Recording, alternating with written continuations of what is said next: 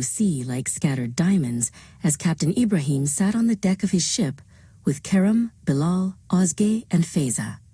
"My dear children," the captain began, "the sea is not just water, it tells great secrets.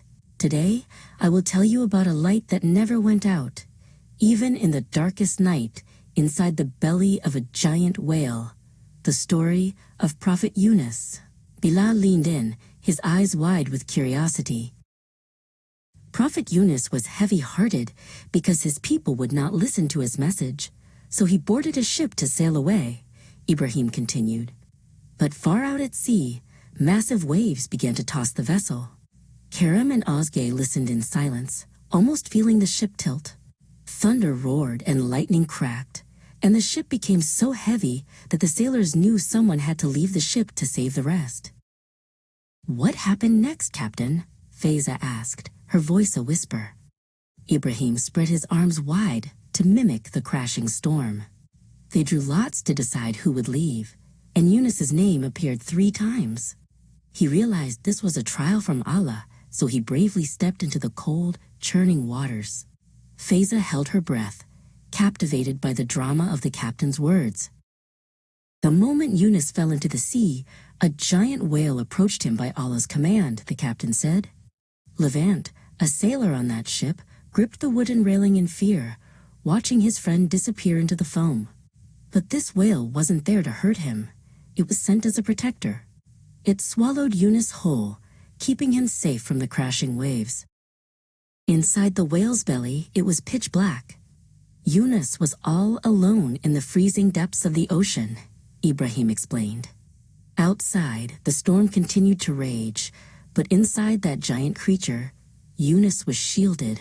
By Allah's power, the whale acted as a guardian, carrying the prophet through the deep, dark water where no human could go. In that heavy darkness, Yunus raised his hands and spoke a prayer from the very bottom of his heart. La ilaha illa anta, subhanaka, inni kuntu minaz zalimin. It means, there is no God but you. Glory be to you.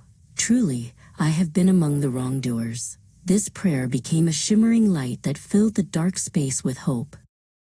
Ibrahim smiled at Kerem. That's when the miracle truly began. To Yunus, that whale became like a safe, sturdy submarine. The dark stomach turned into a peaceful room, and the terrifying wild sea became a silent world of wonder passing by beneath him. Kerem grinned, imagining the whale with windows like a high-tech underwater vessel.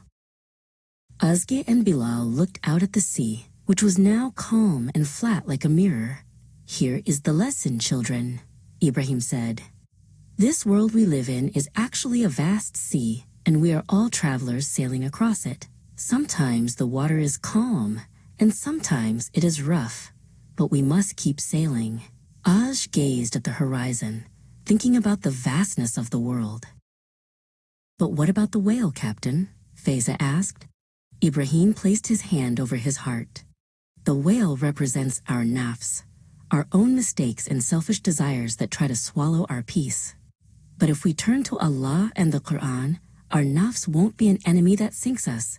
It will become the very thing that carries us to safety. Ibrahim rested his hand on Bilal's shoulder. The safest place is the ship of faith. As long as the Quran is our guide and prayer is on our lips, we will reach the shore safely, no matter how big the storm. As the stars began to blink in the sky, the children saw a prayer in every wave and a miracle in the vast, quiet sea.